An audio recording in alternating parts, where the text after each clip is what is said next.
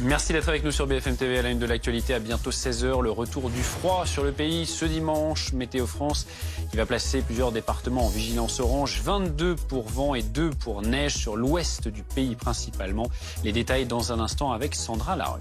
Également à la une aujourd'hui, la dynamique de l'offensive russe est positive. C'est ce qu'indique aujourd'hui Vladimir Poutine au lendemain de nouvelles frappes en Ukraine, notamment sur un immeuble d'habitation à Dnipro. Dernier bilan selon le président Zelensky, 25 morts dont un enfant et 43 disparus. Nous retrouverons Benoît Ballet sur place pour BFM TV. Les députés de la majorité sur le terrain pour vendre la réforme des retraites, opération tractage, plus que nécessaire à 4 jours d'une journée de mobilisation nationale. Près de 7 Français sur 10 se déclarent en effet opposés au texte, selon un dernier sondage. On va en parler dans ce journal. Près de 300 personnes sont réunies actuellement à Paris pour défendre les opposants iraniens au régime des Mollahs. Au lendemain de l'exécution d'un ressortissant irano-britannique, nous retrouverons notre reporter Dominique Marie sur l'esplanade du Trocadéro, aux côtés de ces manifestants et des personnalités politiques qui leur apportent leur soutien.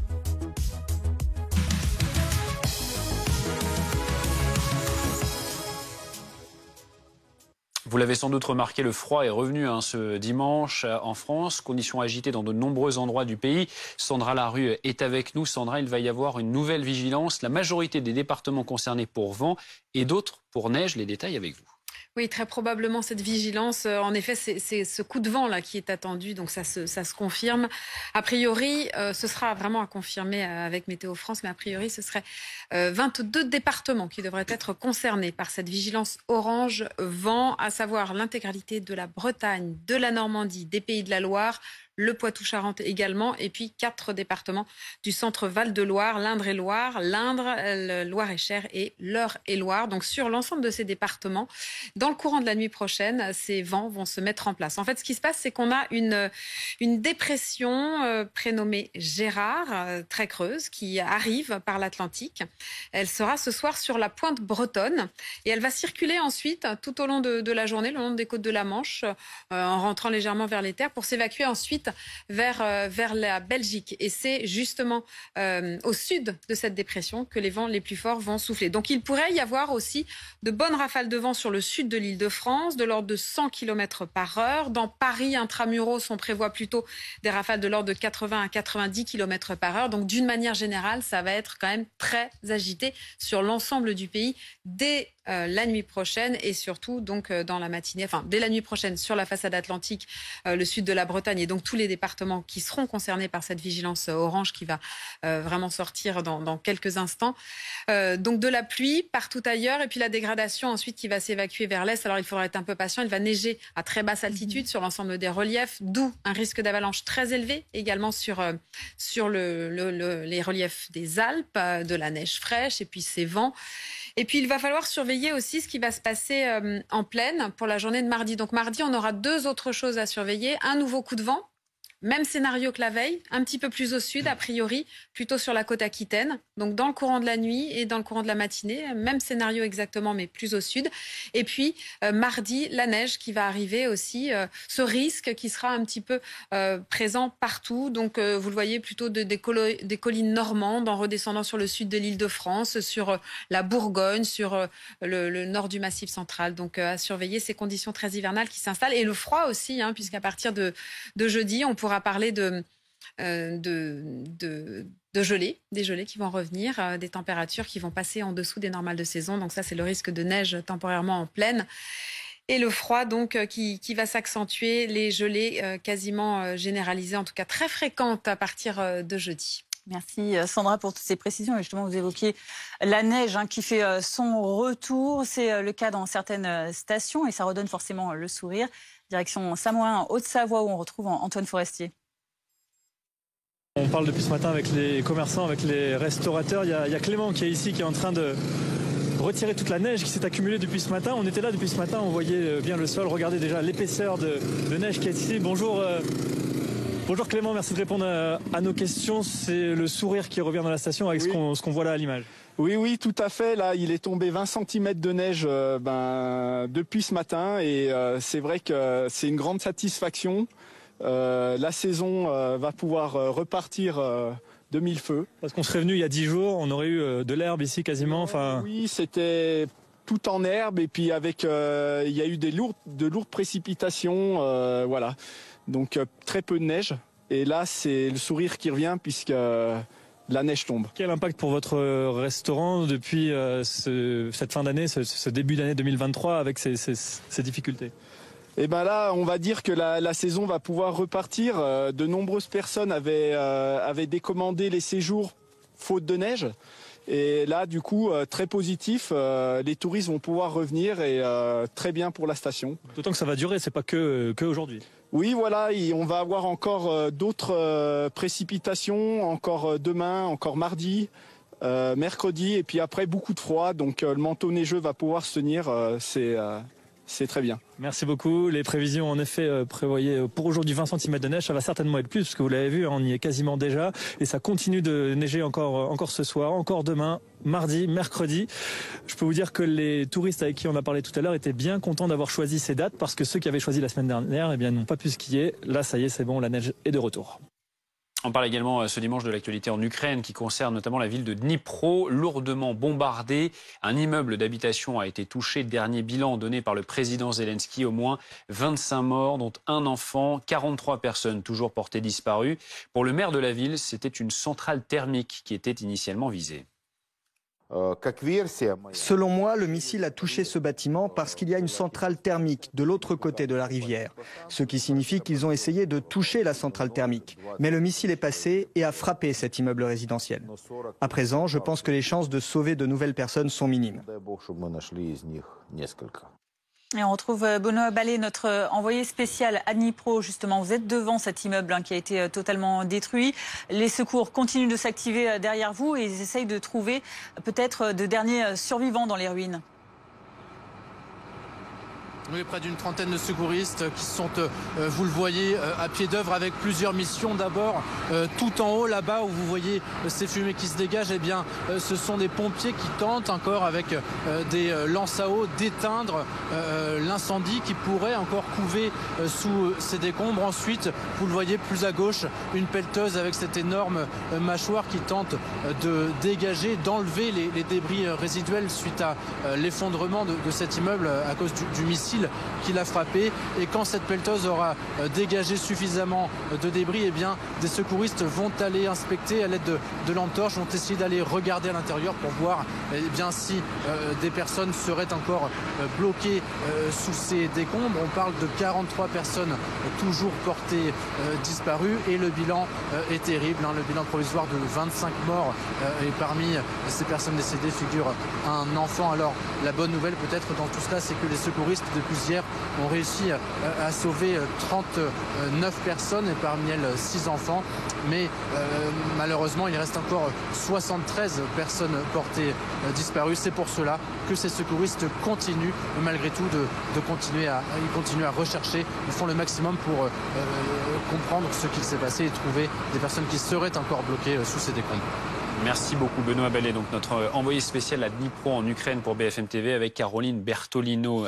Patrick Martin-Genier nous a rejoint, bonjour. Bonjour. Enseignant à Sciences Po et spécialiste des questions européennes et internationales. On voyait ces images avec cet immeuble donc détruit juste derrière notre envoyé spécial Benoît Ballet, extrêmement impressionnante. 57 missiles qui ont été tirés par les forces russes qui continuent de vouloir imposer la terreur. Bien sûr, c'est la perpétuation de cette politique de terreur, on peut même dire du terrorisme, car on nous dit à chaque fois que ce sont des infrastructures énergétiques critiques qui doivent être visées. En réalité, on voit bien que ça tombe beaucoup. Et là, encore une fois, sur la population civile, dans des quartiers résidentiels, un immeuble de 9 étages qui était hyper bondé, habité. On voit effectivement une vingtaine de morts, plus de 60 disparus. C'est un véritable désastre. C'est une politique de terreur. Et Vladimir Poutine a réitéré sa volonté de continuer cette guerre, cette terreur. Rien ne l'arrêtera, si ce n'est effectivement, comme l'a demandé le président ukrainien, l'arrivée des armements lourds et d'une défense anti-aérienne efficace. Vous évoquez le président russe, rien ne l'arrêtera. Et puis surtout, il se vante que sa stratégie fonctionne.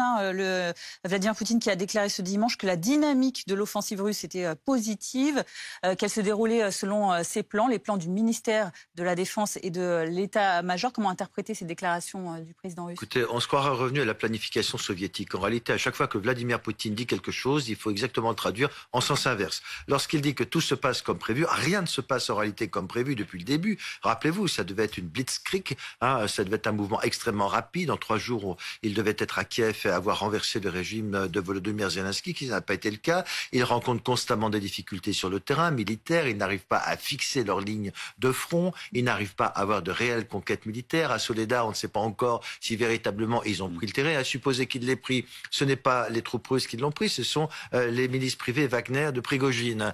Donc effectivement, ce n'est pas du tout une victoire, mais il a dit effectivement qu'il souhaitait continuer cette politique de terreur. Et d'ailleurs, il décide d'élargir la conscription des jeunes de 18 ans jusqu'à 30 ans. Et il veut mobiliser jusqu'à 1 500 000 hommes supplémentaires, ce qui veut bien dire qu'effectivement, il y a des difficultés sur le terrain. Et à défaut de pouvoir tenir le terrain, il bombarde, il terrorise la population. On voit toujours ces images en direct, donc à Dnipro, avec ces équipes de secours qui poursuivent leur tentative de retrouver d'éventuels survivants dans les décombres, avec notamment ces engins de chantier qui sont mobilisés.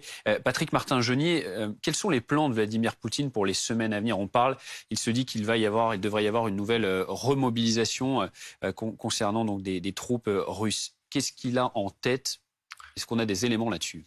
Ce qu'il a en tête, c'est d'accroître la mobilisation et surtout une date importante, le 24 février 2023, ça fera 1 an. On vient aussi de passer le nouvel an orthodoxe, ce qui veut dire que c'est une double date symbolique. Et donc, il veut passer à une étape supérieure. 1 an après la guerre, comme rien ne se passe comme cela a été prévu, il veut accroître la mobilisation, encore une fois, accroître jusqu'à 1 500 000 hommes les forces sur le terrain. Il veut consolider ses positions. Il veut que l'Ukraine et l'Occident actent en réalité de l'annexion de l'ensemble des territoires qu'il dit avoir conquis, donc notamment Kherson, Zaporizhzhia, dans le Donbass également. Et donc il ne renoncera jamais à cette politique. Il est en train de vouloir de réurbaniser Mariupol, comme vous l'avez vu, il construit, il veut montrer qu'il est présent et donc il ne renoncera à rien. Il veut continuer la destruction de l'Ukraine, il veut consolider ses positions et rien ne le fera renoncer, si ce n'est une hypothétique petite mini-révolution au Kremlin où il pourrait être renversé. Mais là, encore une fois, il ne faut pas avoir trop d'espoir sur ce point. Merci beaucoup Patrick Martin-Genier pour vos éclairages. Vous êtes enseignant à Sciences Po et spécialiste des questions européennes et internationales. Et on va prendre la direction de cette région de Kherson où la contre-offensive se poursuit également. Plusieurs localités ont en effet été reconquises par l'armée ukrainienne avec l'aide parfois surprenante des armes russes abandonnées sur le champ de bataille. Oui, nos reporters Anne Norbans, Clément Gredenier et Hugo Dorsemen se sont rendus sur une base militaire où l'on répare ces véhicules de guerre. Dans ce garage de la capitale, un mécanicien s'affaire. La dernière voiture arrivée appartient à des militaires. Je dois changer le filtre à carburant. C'est un problème qui revient souvent. Ici, 60% des réparations concernent des véhicules de l'armée avec des devis moins élevés. Il y a 2 types de factures, celle pour les particuliers et celle pour les soldats. Pour eux, on fait les réparations au prix coûtant. On aimerait bien en faire davantage, mais on ne veut pas risquer de mettre l'entreprise en danger non plus.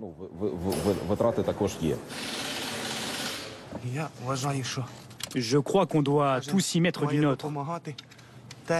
Chacun avec ce qu'il sait faire pour aider nos gars et le pays tout entier. Le travail est terminé, la mission de ces militaires peut commencer. Et pour les aider dans leur combat, ce laboratoire produit des drones, comme celui-ci. Voici notre drone de série. On est parti d'un drone utilisé dans l'agriculture et on en a fait un drone de combat. Il peut porter sur 8 km jusqu'à 8 kg, soit l'équivalent de 4 obus comme celui-ci.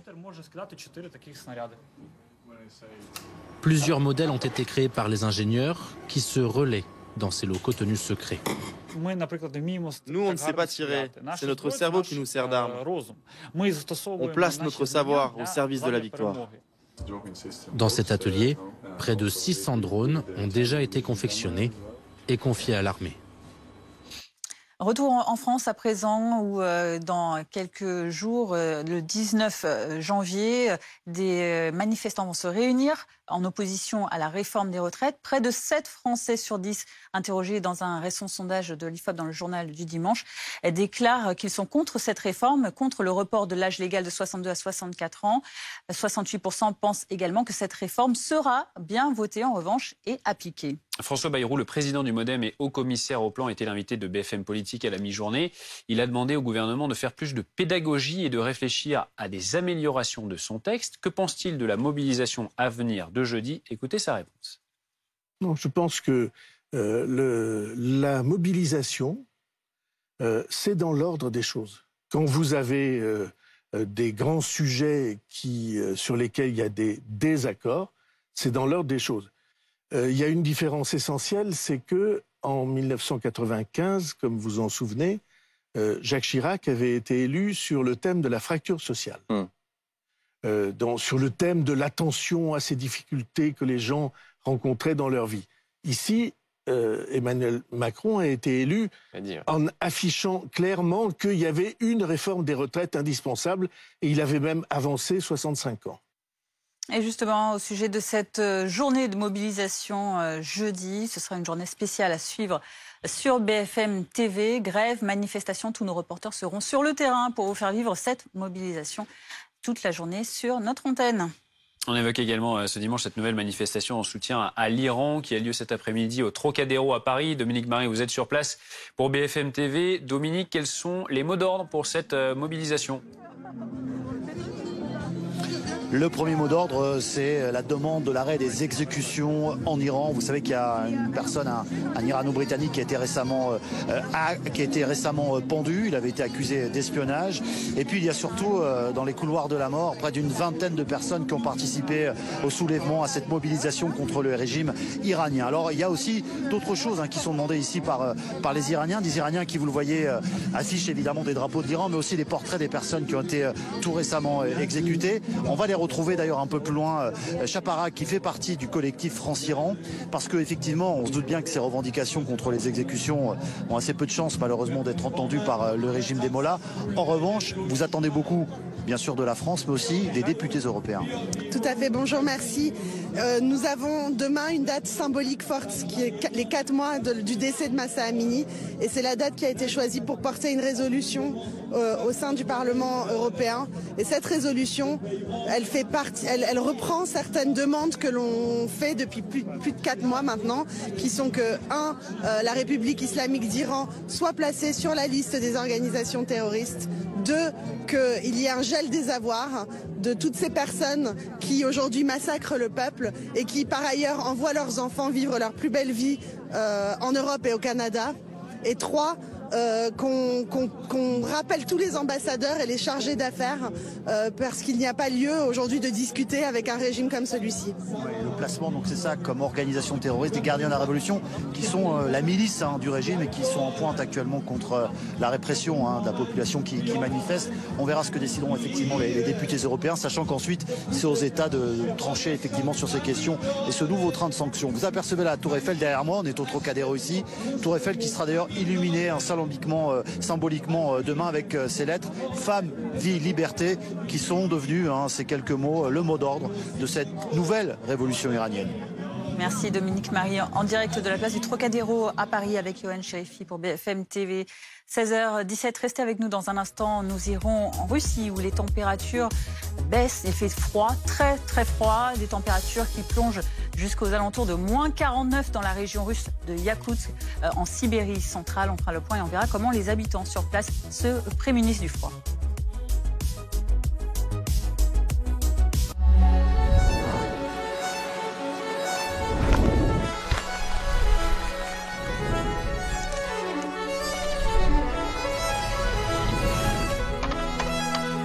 Chaque jour, nous faisons des gestes qui nous protègent et protègent les autres.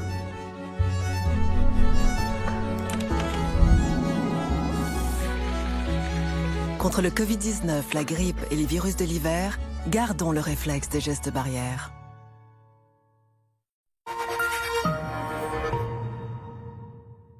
En 2023, changez pour MAF. Pour faire de vraies économies, cette année c'est décidé, on change pour la MAF. En plus, pour les démarches, la MAF s'occupe de tout. Rien à faire, c'est la MAF qui va le faire. Information sur maf.fr et en agence.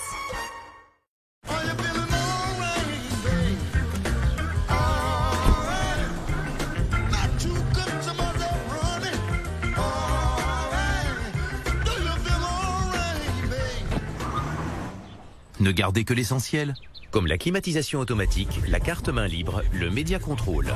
Nouvelle Dacia Sandero EcoG avec 4 ans d'entretien inclus et toujours à prix Dacia.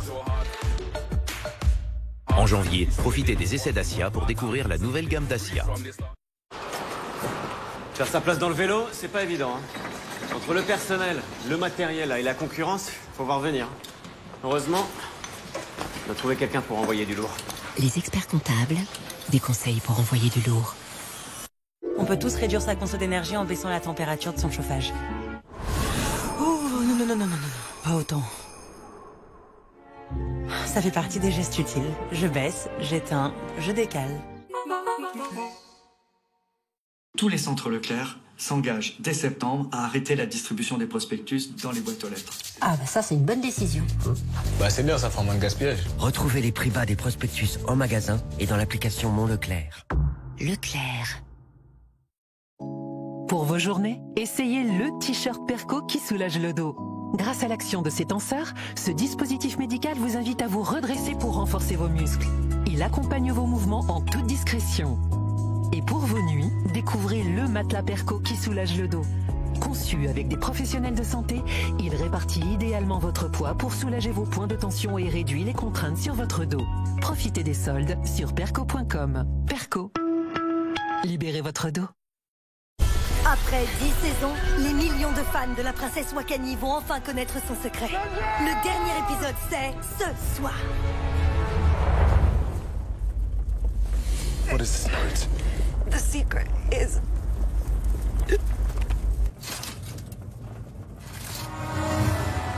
Ah mais c'est ça la fin? Mais le secret! Comme j'aime, c'est simple et efficace. La preuve, j'ai perdu 12 kilos. J'ai perdu 15 kilos en 4 mois avec Comme J'aime. Moi, j'ai perdu 17 kilos. Et moi, j'ai perdu 13 kilos. Et je me sens bien dans mon corps, mieux dans mes baskets, mieux dans mes vêtements. Et ça fait plaisir, quoi. Alors si vous voulez perdre du poids comme Anne-Laure, Laurent, Marie-Paul ou Robin, en 2023, prenez de bonnes résolutions et lancez-vous dans un programme qui marche pour de vrai. Venez vite faire votre devis en ligne. C'est gratuit, simple et sans engagement. Rendez-vous sur comej'aime.fr, élu service client de l'année 2023. Un design affirmé pour vous démarquer de la norme. Une expérience numérique simplifiée pour trouver un nouveau souffle. Une autonomie élevée avec recharge rapide pour aller toujours plus loin. Un style épuré et audacieux. Des technologies innovantes pour une expérience de conduite unique. Opel Mokka e. Tout sauf normal. Ça, c'est Opel. Pendant les portes ouvertes Opel, Mokka e 100% électrique est à partir de 179 € par mois. Nous sommes Monabank et nous mettons les gens avant l'argent. Parce que nous savons que derrière chaque dépense, il y a une vie et des projets. Nous vous offrons jusqu'à 120 € à l'ouverture de votre compte. Monabank, la banque qui met les gens avant l'argent. Pourquoi un compte, ça coûte bonbon? Et pourquoi une carte, ça coûte un bras? Et pourquoi tout ça, ça coûte la peau des fesses? Ouf. Avec Nickel, un compte, ça coûte juste 20 €. Oui, oui, 20 €. Alors, qui dit mieux que moins cher? Qui? Nickel, un compte, une carte, un RIB. En 5 minutes chez votre buraliste. Rejoignez le mouvement. Que vous soyez la reine des animaux ou le roi du design, chez Château d'Axe, c'est vous les rois. Profitez des soldes de Château d'Axe et devenez les rois des bonnes affaires. Batman. Découvrez les secrets de la trilogie dans des fascicules passionnants et construisez le légendaire Chevalier Noir, reproduction fidèle des films. Le numéro 1, 50 centimes seulement. S par Sophie Davant. Pour ces 2 ans, plein de nouveautés dans mon magazine S pour se sentir bien et vivre pleinement. À très vite chez votre marchand de journaux. S par Sophie Davant.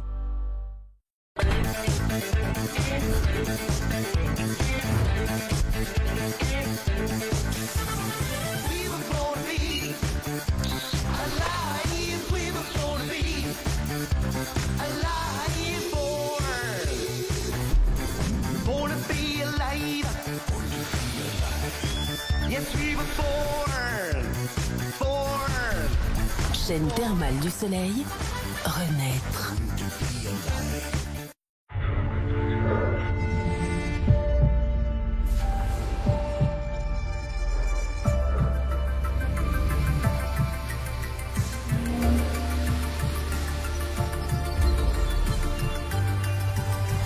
Hyundai Ioniq 6, c'est un grand pas pour l'électrique.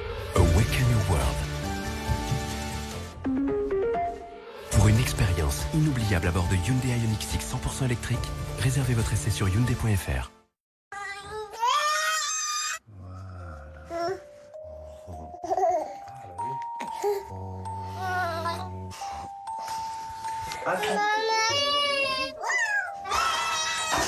Les nuits sont toujours plus longues quand on a mal aux dents, même quand elles ont fini de pousser. Alors chez Groupama, quel que soit votre âge, nos dentistes partenaires vous soignent avec des avantages privilégiés. Groupama, la vraie vie s'assure ici.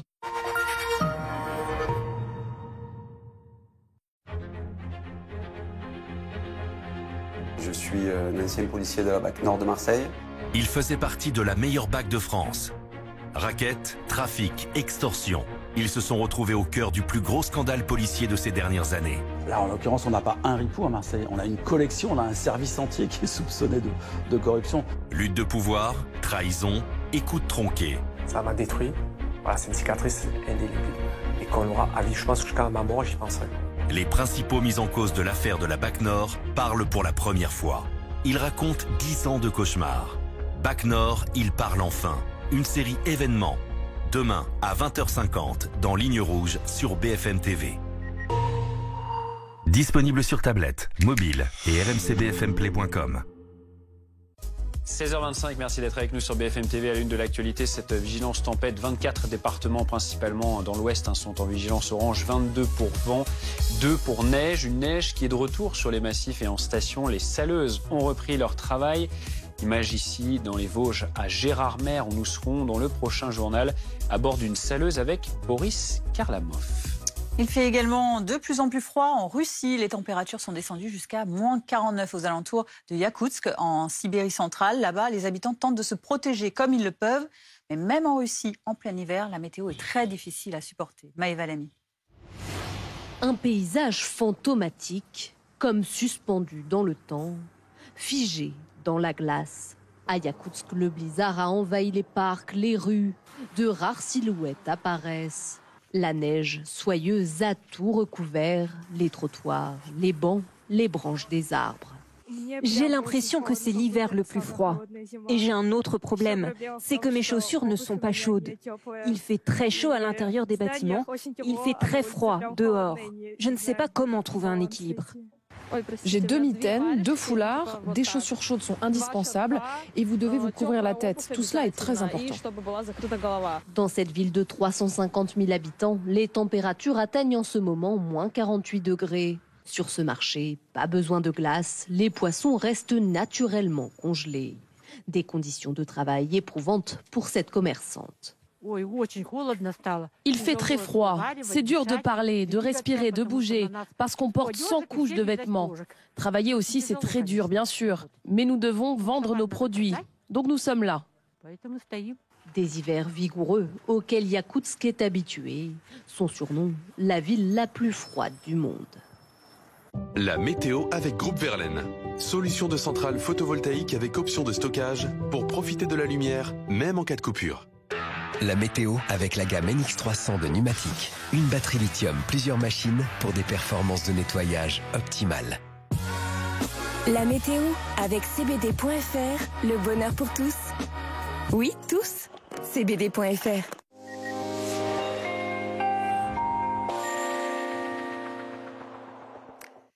Soyez extrêmement prudents dans le courant des prochaines heures et dans le courant de la nuit prochaine, déjà avec cette vigilance émise sur 24 départements. Donc un très large quart nord-ouest est concerné par ces vents qui vont souffler extrêmement fort de la Normandie jusque sur le Poitou-Charentes dès le courant de la nuit de dimanche à lundi. À signaler également ces 2 départements, le Cantal et la Lozère, en raison des chutes de neige attendues à assez basse altitude et en bonne quantité. Donc en fait, on a une dépression très creuse qui va se situer dans le courant de la soirée sur la Bretagne, prénommée Gérard. Elle va circuler ensuite le long des côtes de la Manche et pour s'évacuer jusque sur le Benelux dans le courant de la journée de demain. Elle nous apporte donc ce coup de vent très fort. Donc on le voit, des précipitations déjà ce dimanche. Et puis ce sera aussi le cas, vous le voyez, pour la journée de demain. Soutenu sur le sud-ouest, soutenu également sur les Hauts-de-France. Donc une météo très agitée avec évidemment ces vents qui vont rester quand même très présents en matinée. Sur le sud-ouest aussi jusqu'à 110 km/h du côté de la Gironde. Et puis des vents également très forts sur l'intérieur des terres en allant vers l'est dans le courant de la matinée. De la neige sur l'ensemble des reliefs. Attention sur les Alpes, le risque d'avalanche est très élevé en raison du vent, mais aussi de ces chutes de neige importantes. Un temps très agité aussi sur la Corse avec un risque d'avalanche élevé. Et à l'arrière de la dégradation qui finira par s'évacuer, on va retrouver un temps très instable avec cet air froid aussi qui revient. Regardez rapidement les températures pour demain matin, des valeurs en baisse pour tout le monde. 0 degrés à Grenoble, 8 degrés à La Rochelle dans l'après-midi. Les températures baisseront là aussi. On attend 11 degrés quand même sur La Rochelle. Vous avez regardé la météo avec Groupe Verlaine. Isolation thermique par l'extérieur avec aide de l'État. Groupe Verlaine, le climat de confiance. C'était la météo avec la gamme NX300 de Numatic. Une batterie lithium, plusieurs machines pour des performances de nettoyage optimales. C'était la météo avec CBD.fr. Le bonheur pour tous. CBD.fr. À la une de l'après-info à 16h30, le retour du froid après un épisode de douceur inhabituelle. Les températures baissent de nouveau depuis aujourd'hui. Pluie, vent, neige. 24 départements sont en vigilance orange, tempête. 22 pour vent, 2 pour neige. Boris Karlamov est en opération déneigement dans les Vosges. On le retrouvera tout à l'heure. Près de 7 Français sur 10 sont opposés à la réforme des retraites selon un dernier sondage IFOP. À 4 jours de la première grande journée de mobilisation, le gouvernement peut-il encore convaincre? Une forte mobilisation est en tout cas attendue par les syndicats et même le gouvernement. Tout se déroule selon les plans du ministère de la Défense et de l'État-major. Les mots de Vladimir Poutine, interrogé aujourd'hui par un journaliste russe au sujet de la guerre en Ukraine. Le président russe qui s'est également réjoui d'une dynamique positive sur le front. Du côté de Dnipro, le bilan continue de s'alourdir. Nous sommes à 25 morts, dont un enfant selon le président Zelensky.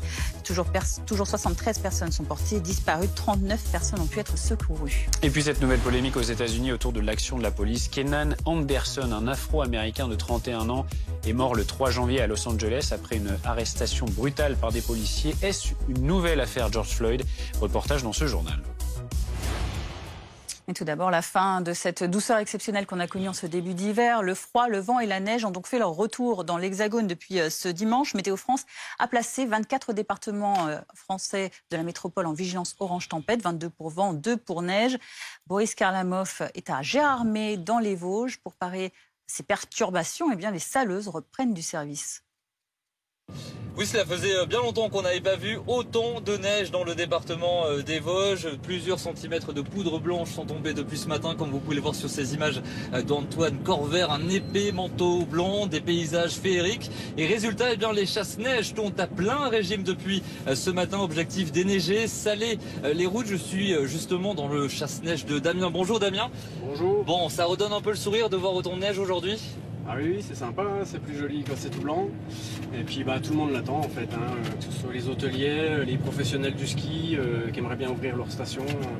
Elles ont été un peu ouvertes pour les vacances de Noël, mais là elles ont dû refermer, donc là ça retombe, c'est très bien pour tout le monde en fait. Bon, c'est quoi la principale mission cet après-midi quand même?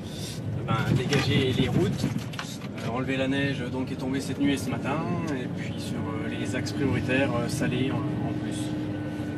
Bon, merci beaucoup Damien. Et la bonne nouvelle, c'est que la neige va de nouveau retomber sur le massif des Vosges dès demain.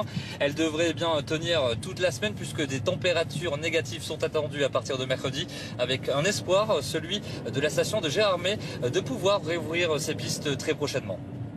D'autres images de neige également à vous montrer. Regardez du côté de Valménier en Savoie, la Pierre-Saint-Martin dans les Pyrénées-Atlantiques, la Fécla en Savoie ou encore Bonneval-sur-Arc, toujours en Savoie, ces beaux paysages blancs avec donc cette neige qui est retombée. Oui, la neige qui refait donc son retour. Certaines stations françaises commençaient à perdre espoir. En Haute-Savoie, seul un quart des pistes de la station de la Clusaz ont pu ouvrir faute de neige. Maëva Comsi avec Adrien Portron. Dans la station de la Clusaz cette année, les skieurs regardent attentivement le plan des pistes. Bien préparé, ça glisse, car le domaine est fortement teinté de rouge. De nombreuses pistes sont fermées. Conséquence, d'un manque de neige sur le domaine. Tous les matins, quand on arrive pour le relevé météo, là, à partir de 9h, celui qui fait la météo, il regarde la quantité de centimètres de neige qu'il y a sur la planche. Et là, actuellement, on en est à 0 depuis ce matin. Et puis, on espère qu'à partir de demain, on est au moins à 20 ou 30 centimètres tous les jours. Seules 18 pistes sur 85 sont ouvertes. Certaines composées d'un maigre manteau blanc laissent même apparaître l'herbe. Situation délicate dans cette station qui doit faire face à des températures particulièrement douces pour la saison. Le sol n'a pas eu le temps de geler cet automne. Il y a eu des très petites gelées, des très petites périodes de gelée. Donc la terre est chaude et donc la neige, dès qu'elle tombe dessus, se réchauffe très vite et fond plus vite que brûlée. T'avais fait une réservation sur quoi? Un manque de neige qui vient aussi impacter les commerces de la station. Dans ce magasin de location, le chiffre d'affaires a reculé de 15% en décembre par rapport à l'année dernière. Tout reste à faire, je dirais, avec l'arrivée enfin de ces chutes de neige semaine prochaine, ce froid qui arrive et qui sera de bon augure pour nous puisque le gros de la saison reste les vacances françaises de février. Et justement, le retour du froid et de la neige sont prévus dès aujourd'hui sur la station, de quoi lancer véritablement la saison et amener de nouveaux vacanciers.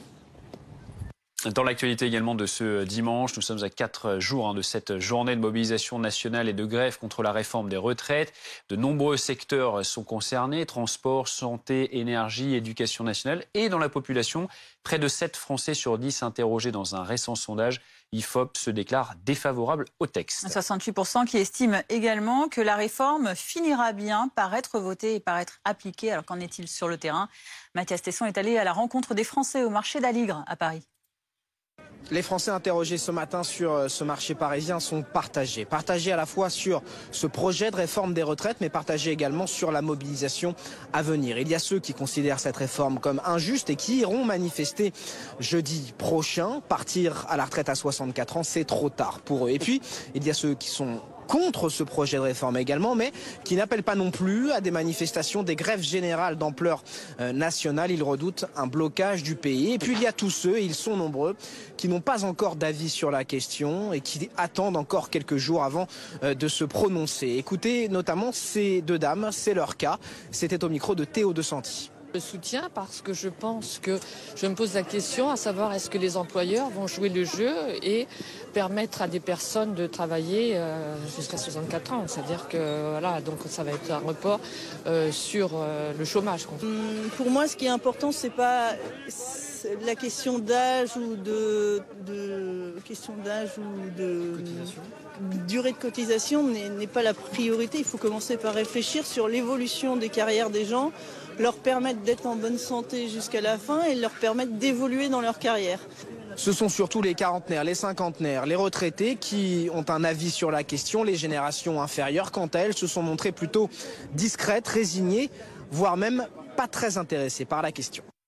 Le gouvernement décrit sa réforme comme une nécessité de justice sociale, mais pour les seniors français, dont le taux d'emploi est le plus faible d'Europe, la réalité peut être rude. Certains, en grande difficulté économique, sont contraints de continuer à travailler bien au-delà de l'âge légal de départ en retraite. Aurélie Calvo. Ces gestes, Pierre les effectue sans interruption depuis bientôt 60 ans. À 79 ans, il travaille toujours dans cette boutique de vêtements en compagnie de sa femme. Il perçoit pourtant bien une retraite, mais cette dernière est loin d'être suffisante pour le maintenir à flot. Je suis à 600 € de revenus mensuels. De quoi payer mes cigarettes et mon café du matin. Je ne suis même pas au minimum vieillesse. Voilà ma situation. Je suis dans la précarité. Pierre survit donc grâce à cette activité et à quelques investissements locatifs. Tant que j'aurai la santé, la lucidité pour le faire, j'en ai le devoir pour affronter les événements qu'on m'impose, les turbulences économiques et politiques. Louis Lebon, médecin généraliste, exerce lui aussi depuis plus de 40 ans. Il aurait pu prendre sa retraite à taux plein dès 2014, mais lui aussi a fait le choix de continuer à travailler par amour de son emploi. Pour continuer, il faut continuer à être passionné. Ça, il n'y a pas de problème. Je ne viens jamais au travail en traînant les pieds et en me disant au corps... Non, c'est pas possible. Autre raison, la crise de la démographie médicale. Louis est l'un des derniers médecins de la région. Son départ mettrait en difficulté ses patients. On commence à préparer les dossiers de mes patients de façon à leur transmettre leur dossier sur clé USB, dans l'espoir qu'ils trouvent un médecin qui pourra bien les prendre, ce qui n'est vraiment pas évident dans la région. Dans son projet de réforme, la Première ministre a promis des procédures simplifiées pour tous ces Français qui souhaitent cumuler emploi et retraite. Grève, perturbation, jeudi, toutes nos équipes seront mobilisées pour une journée spéciale tout au long de la journée et présents sur les cortèges à Paris ou en région. Un rendez-vous donc à suivre en direct tout au long de cette journée de jeudi sur notre antenne. On évoque à présent l'actualité sportive et Noël Le Graët passera-t-il bientôt devant la justice? Les inspecteurs de la Fédération française de football chargés de l'audit commandé par la ministre des Sports vont émettre un signalement au procureur de la République de Paris pour des faits d'outrage sexiste. Les explications d'Arthur Jean. C'est une affaire qui pourrait prendre une tournure judiciaire très rapidement. D'après les informations du journal Le Monde, la justice va se pencher sur le cas Noël Le Graët en cause, des faits relevant de l'outrage sexiste. Alors, les 3 inspecteurs de la jeunesse et des sports ont signalé via l'article 40 du Code de procédure pénale des faits pénalement répréhensibles auprès du procureur de la République de Paris. Pour l'instant, le procureur de la République de Paris n'a pas ouvert d'enquête préliminaire dans ce dossier concernant Noël Le Graët. Il pourrait le faire dans les tout prochains jours s'il en juge nécessaire. Alors que Noël Le Graët avait assuré au comité exécutif mercredi dernier qu'il n'avait jamais commis de faits pénalement répréhensibles, un témoignage aurait tout fait basculer. Sonia, je suis ma 3e bouteille. 3e. Je vous attends pour la 4e. Celui de l'agente de joueur Sonia Swede sur RMC BFM TV. Je me rends à son appartement. Quand j'arrive, il y a du champagne. Je suis assez surprise, mais bon, je reste stoïque et j'attends. On échange, on parle de football féminin. Et lors de ce rendez-vous, il me dit assez clairement que si nous étions plus proches, mes idées se concrétiseraient. En tout cas, il serait beaucoup plus motivé pour m'aider dans ce sens. Noël Le Graët avait fait une promesse il y a quelques jours. Si les résultats de l'audit remis le 30 janvier prochain étaient accablants, il démissionnerait de son poste à la Fédération. La guerre en Ukraine avec ces déclarations de Vladimir Poutine après la revendication de Moscou d'une victoire à Soledar dans le Donbass. Le président russe, interrogé par un journaliste russe sur le tarmac d'un aéroport, s'est réjoui d'une dynamique positive sur le front, affirmant que tout se déroule selon les plans du ministère de la Défense et de l'État-major et saluant les résultats militaires de ses combattants. Alors, est-ce de la propagande? Y a-t-il des éléments tangibles pour appuyer les déclarations du président russe? Les précisions de Jean Didier revoit notre correspondant à Moscou. Écoutez, quand on voit les efforts qui ont été déployés par les forces russes pour reprendre Soledar, alors que ce soit Wagner ou l'armée qui revendique, l'armée qui a notamment revendiqué la prise de la ville en fin de semaine dernière, eh bien, quand on demande son avis au président de la Russie, il est bien obligé de dire que la dynamique est positive. Effectivement, ça représente une avancée pour les forces russes qui connaissent des difficultés depuis le début de l'automne. La perte notamment de la région entourant Kharkov et le retrait de Kherson. Et puis aussi, cela intervient au moment où le chef de l'état-major russe a pris la direction des opérations en Ukraine. Et donc, on peut donc en déduire qu'une nouvelle dynamique dans ce conflit se prépare, est à l'œuvre. Et peut-être que Soledar pourrait en être les prémices. À Dnipro, le bilan continue de s'alourdir après le bombardement de la ville hier par les Russes et qui a touché un immeuble résidentiel. Le président Zelensky fait état d'au moins 25 victimes, dont un enfant. Et vous le voyez, les secours sont toujours à pied d'œuvre. Image en direct pour tenter de secourir d'éventuels survivants, même s'il y a, selon les autorités, peu d'espoir. On retrouve Benoît Ballet, notre envoyé spécial, devant le bâtiment totalement détruit.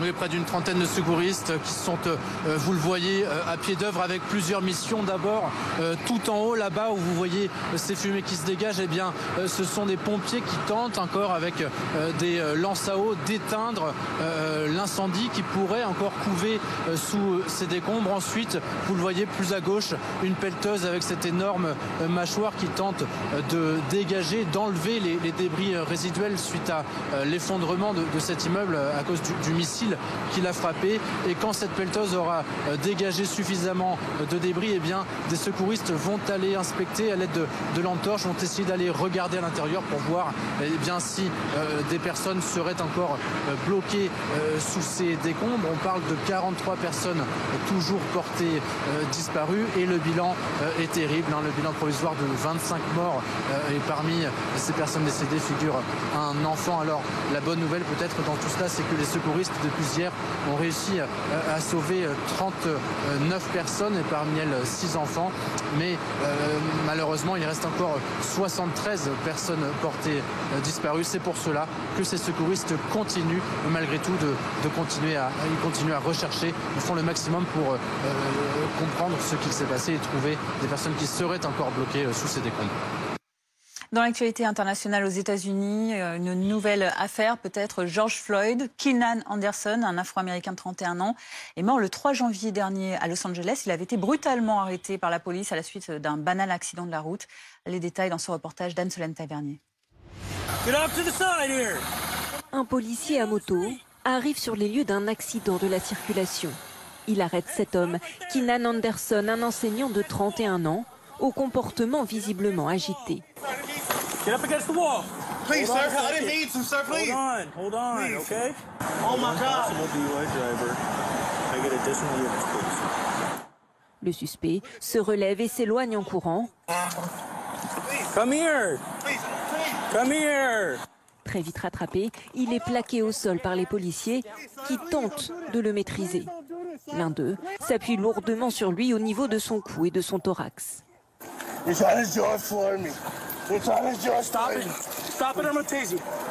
Keenan Anderson reçoit alors plusieurs décharges électriques.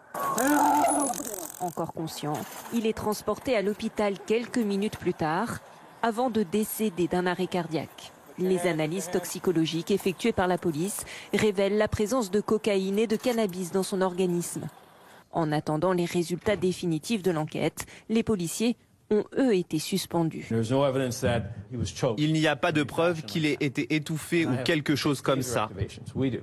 Je constate 6 activations de taser. Dans notre métier, nous savons que l'augmentation du nombre d'activations peut avoir un effet néfaste sur le système cardiovasculaire. En particulier si la personne a des problèmes cardiaques sous-jacents. Cette affaire rappelle celle de George Floyd, tué par des policiers en mai 2020 lors de son arrestation. Sa mort avait suscité une immense vague de protestations aux États-Unis et l'essor du mouvement Black Lives Matter. Keenan Anderson était le cousin de la cofondatrice de l'organisation.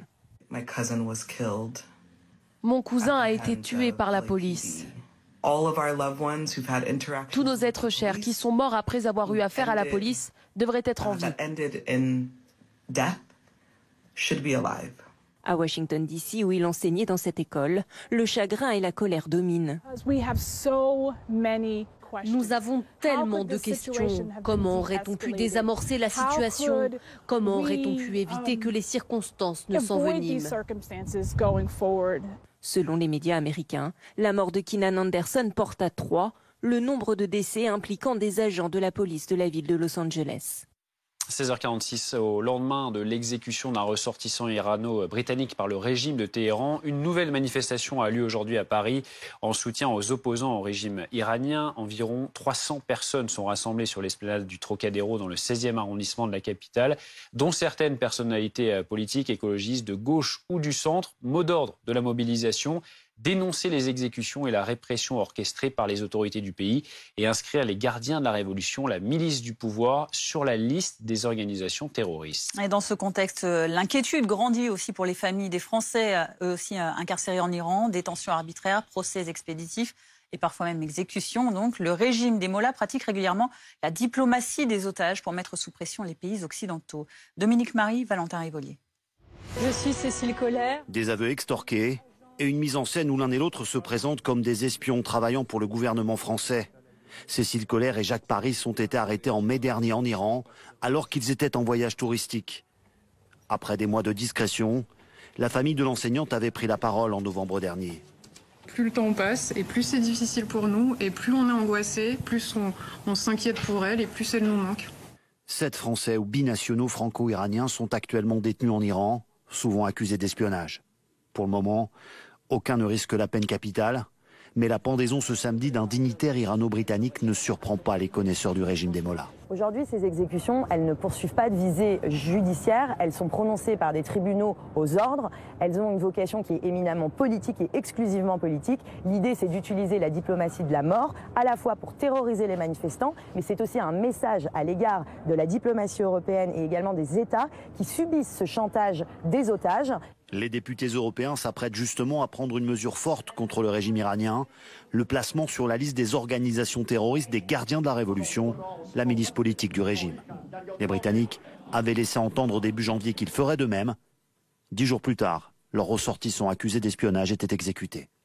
Un rendez-vous sur BFM TV ce lundi, ne manquez pas, dans Ligne Rouge, notre série documentaire événement Bac Nord. Il parle enfin, une enquête qui nous plonge au cœur des quartiers nord de Marseille, dans l'un des plus gros scandales policiers de ces dernières années, adapté depuis au cinéma par Cédric Jiménez. Et pour la première fois, des policiers mis en cause ont accepté de s'exprimer à nos micros. Dans cet extrait que nous vous proposons, ils nous dévoilent notamment les méthodes parfois illégales qu'ils utilisaient pour faire plus de chiffres. À l'époque, il fallait être présent, il fallait faire de l'interpellation, il fallait être bon. Et c'est pas en appliquant une rigueur administrative qu'on allait arriver à ces chiffres, c'est pas possible. Parce qu'on attrapait un acheteur avec 2 barrettes, on n'allait pas lui faire la même procédure. On lui faisait détruire et terminer la reste. Ça nous laissait sur la voie publique. Et voilà, on n'allait pas engorger en fait, les services judiciaires pour 2 barrettes. Et ça nous permettait de savoir où il avait acheté et compagnie. Arrête-toi là 2 secondes. Coupe le contact, c'est juste une vérification pour moi. Tiens, mets-toi juste à côté s'il te plaît. Touche à rien. T'as quelque chose de dangereux sur toi? Non. D'accord, je te fais une petite vérification, d'accord? Vas-y, tourne-toi s'il te plaît. Ta sacoche, t'as quelque chose d'interdit dedans? Non. Tu me dis, c'est tout. J'ai un petit morceau de cheveux. Donc ça, je m'en fous. Je te parle d'une arme, un truc comme ça. Non, tu peux s'il te plaît la retirer? Tu me l'ouvres? Parce qu'il interpelle un gars qui ne sont pas allés se faire chier à faire la procédure. Le gars, il a 2 barrettes sur lui, il les fout à aucun niveau et puis casse-toi. Tout ça pourquoi? Parce qu'ils savent très bien qu'ils vont le ramener au service, faire 3 PV, le faire entendre, etc., qu'il aura un rappel à la loi, que ça sert à rien. Dans leur esprit. Sur le fond, ça sert, mais... C'est la fin de l'après-midi info. Merci beaucoup de nous avoir suivis. Dans un instant, c'est Ronald Guintranche pour BFM Story Weekend. Très bonne fin de journée à tous. Bon dimanche sur BFM TV.